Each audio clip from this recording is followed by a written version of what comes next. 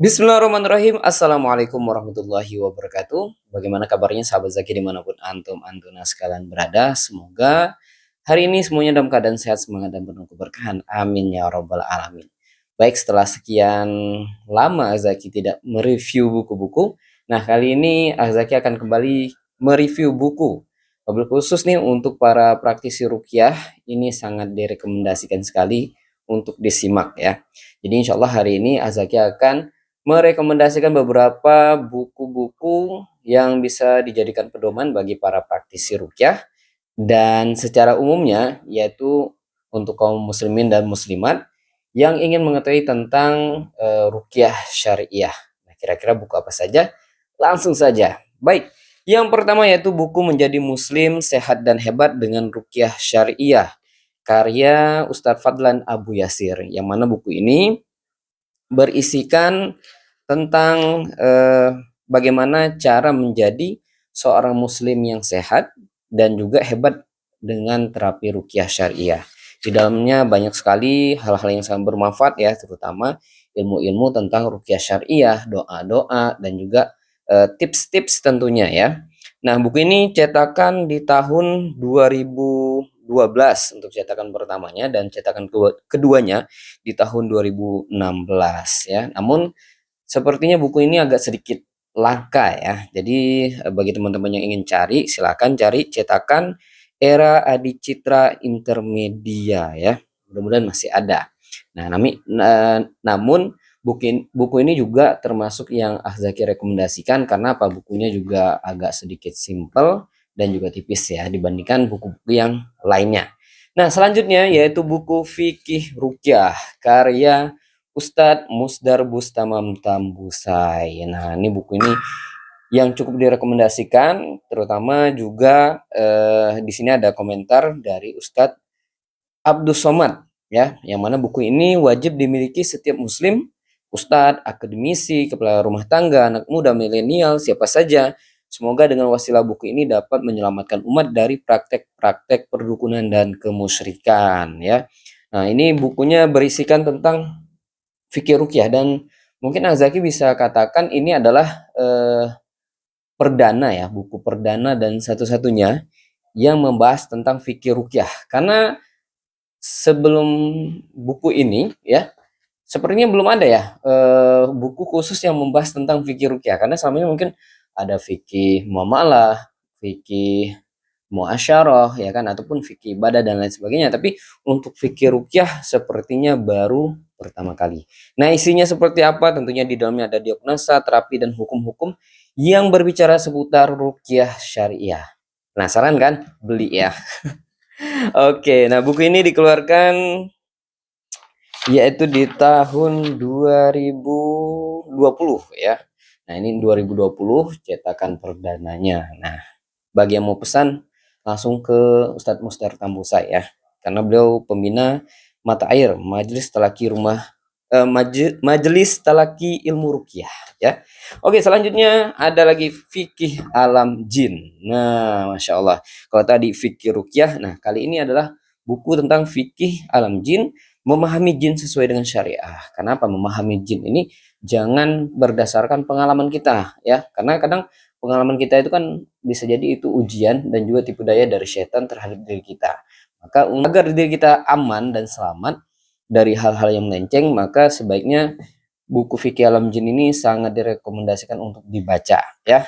Nah, ini buku Fikih Alam Jin, Alam Jin ya, yaitu penerbit Mata Air karya Ustadz Musdar Bustamam. Nah, cetakan ini adalah cetakan 2021. Buku ini terbit setelah buku Fikih Rukyah. Nah, setelah itu 2021 baru Fikih Alam Jin. Baik, selanjutnya ada buku Menyingkap Jin dan Dukun Hitam Putih Indonesia. Buku ini berisikan tentang menyikap subhat alam jin dan perdukunan di Indonesia, plus kajian mendalam tentang rukyah syariah dan solusi politis ideologis ya. Nah, di mana kajian Islamnya perspektif dalil-dalil syariah, thaqafah ideologis, syarah para ulama dan catatan harian dan pengalaman penulis, yaitu karya Ustadz Irfan Ramadan Ar-Raqi. Nah, buku ini cukup tebal ya, sebagaimana buku-buku sebelumnya juga ya. Tapi ini termasuk Azaki rekomendasikan untuk dibaca untuk pengayaan ilmu ya.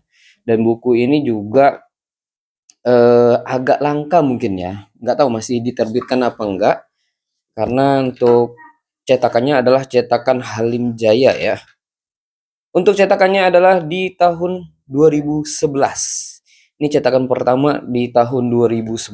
Nggak tahu masih ada lagi apa enggak ya.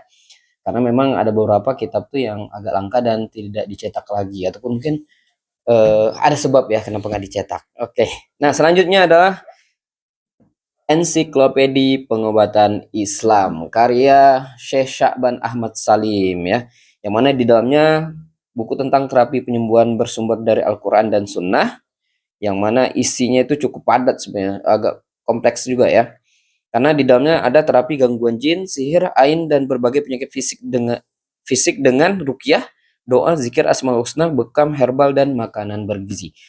Namun uniknya buku ini adalah di awalnya itu ada satu bab tentang sejarah Al-Quran. Nah, jadi bukan hanya sekedar pengobatan saja, tapi juga di awalnya itu ada beberapa sejarah-sejarah tentang Islam yang mungkin di buku lain tidak dituliskan. Nah, penasaran kan beli bukunya?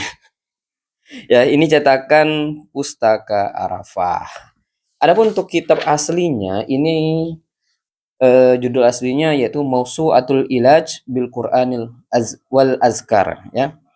Penulisnya adalah Syekh Sya'ban Ahmad Soleh, cetakan Pustaka Arafah. Nah, selanjutnya yaitu buku rukyah. Nah, tentunya bagi para praktisi rukyah nih mungkin sudah ada lah ya bukunya di rumah masing-masing ya. Cetakan Ummul Qura. Ini adalah buku rukyah jin sihir dan terapi edisi terlengkap ya. Kalau buku aslinya dulu ada bonus CD-nya ya, audio rukyahnya. Di dalamnya yaitu mengenal seluk-beluk jin, tanda-tanda gangguan jin secara fisik atau psikis, kemudian petunjuk syar'i untuk menangkal mengobati gangguan jin serta sihir, kemudian juga kisah dan pengalaman berdialog dengan jin ketika merukyah. Nah, adapun buku ini kenapa bisa dikatakan edisi terlengkap? Karena Pak, kalau pada umumnya ya yang Azaki pernah temukan itu buku-buku karya beliau ini dicetak terpisah ya. Jadi misalnya apa? Wikayatul Insan Minal Jin Wasyaiton. Nah, itu kan buku tersendiri ya. Nah, kalau buku ini ya, dia sebenarnya dua buku yang diterjemahkan menjadi yang dijadikan satu buku terjemahan. Jadi buku ini diambil dari kitab Wikayatul Insan Minal Jin Wasyaitan dan juga Sarimul Bator fi Tasaddi Lis Saharatil Asrar ya, karya Syekh Wahid Abdus Salam Bali. Nah, ini cetakan tahun 2014 ya. Nah, ini cetakan pertamanya. Cetakan Al-Aqwam ataupun Ummul Qura ya. Nah, ini juga sangat direkomendasikan untuk kaum muslimin pada umumnya dan wabil khusus untuk para praktisi ruqyah. Nah, buku selanjutnya adalah buku Setan di Antara Dengki dan Ain ya.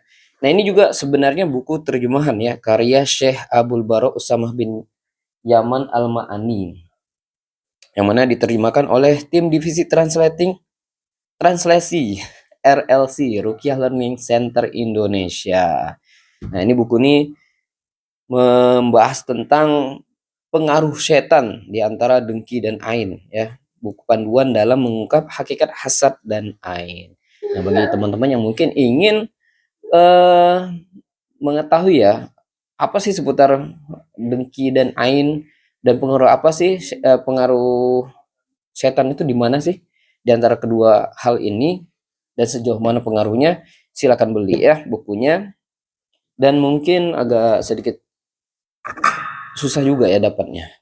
Kalau untuk buku aslinya, nah buku aslinya itu Manhal Mu'in fi Isbat Haqiqatul Hasad wal Ain, karya Syekh Abdul Bara Usamah Yasin Al-Ma'ani. Nah, ini biasanya termasuk salah satu buku pegangan bagi para praktisi ruqyah.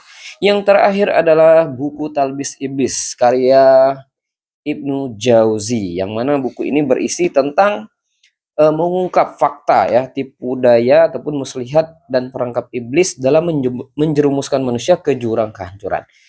Jadi kenapa Azaki juga merekomendasikan buku Talbis Iblis ini? Kenapa? Karena kita juga harus berhati-hati. Jangan sampai nanti ketika niat kita melakukan rukyah ataupun di rukyah ternyata kita melakukan sesuatu yang dilanggar oleh syariat tapi kita menganggap itu benar. Nah, ini juga salah satu talbis iblis. Jadi ini beberapa buku yang Zaki rekomendasikan walaupun sebenarnya masih banyak ya buku, terutama buku karya Ustadz Musdar Bustamam itu sangat banyak sekali ya, buku-buku dengan judul-judul yang lain. Tapi mungkin untuk sementara waktu ada beberapa ini saja. Nah, silakan bagi teman-teman yang mau bertanya ataupun komen, silakan di kolom komentar Facebook kita, yaitu di Muhammad Zaki Bekam, ataupun Muhammad Zaki Wardi Bekam, ataupun di Facebooknya Muhammad Zaki Wardi ya. Kemudian di TikToknya motivasi Zaki 88 underscore ataupun yang motivasi Zaki 88 yang biasa, dan Instagramnya motivasi Zaki. Nah, silakan komen di bawah ya, ataupun mungkin Zaki mau review buku ini dong seperti apa. Nah, insya Allah nanti akan coba kita fasilitasi. Demikian yang dapat Zaki sampaikan, sampai bertemu pada review yang lainnya. Assalamualaikum warahmatullahi wabarakatuh.